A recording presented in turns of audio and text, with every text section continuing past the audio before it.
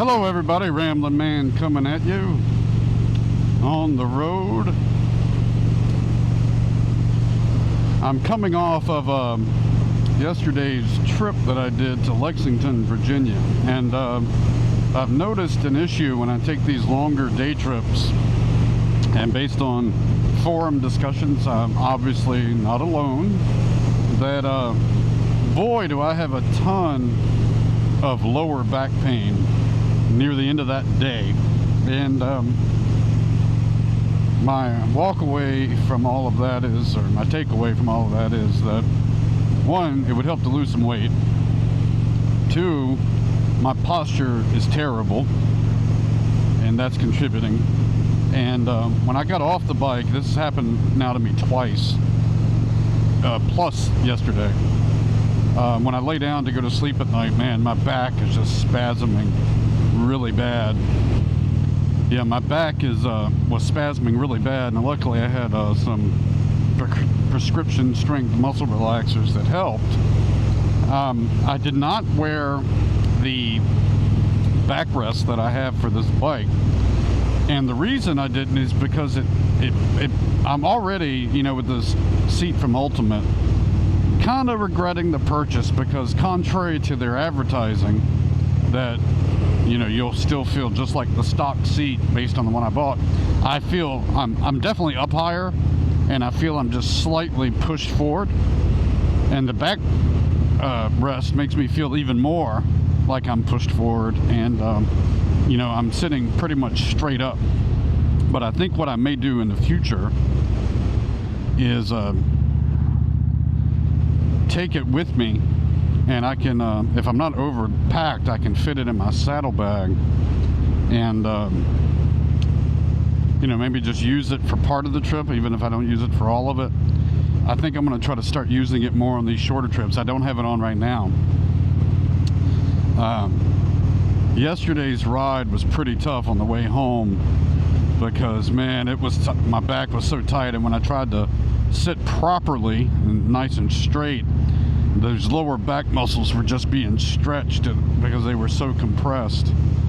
And I've had an issue with posture probably my whole life, and then when I had a health issue where I almost died back when I had that seizure, my back was fractured in 3 spots, and it took doctors about 2 weeks to discover that and do an MRI. So I was walking around for 2 weeks with no back brace on, and you know, even now you can see on my shoulder where it was also fractured in the same event, where that always gets the attention if I have to get that scanned. The doctor's like, wow, what happened to your shoulder? Do you know you have a dent in your shoulder? And on the back, you can still see the little dip where it was fractured. So I just don't know how much that plays into now. That was quite a car that passed there. But in any event, you know, I need to work on the posture, and the backrest would help facilitate that. Today I'm just doing a short ride out.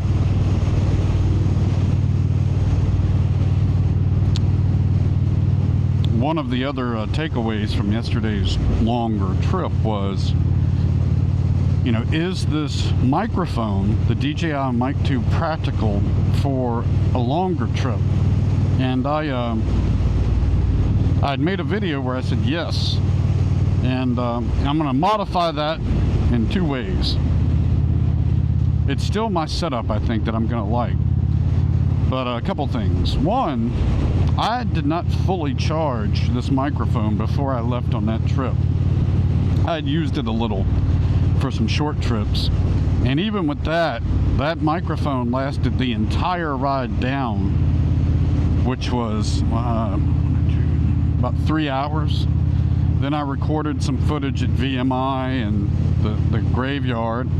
You know, I'm not sure how long in total, but you know, let's say 30 minutes, 45 minutes. And then it lasted probably about another hour or so.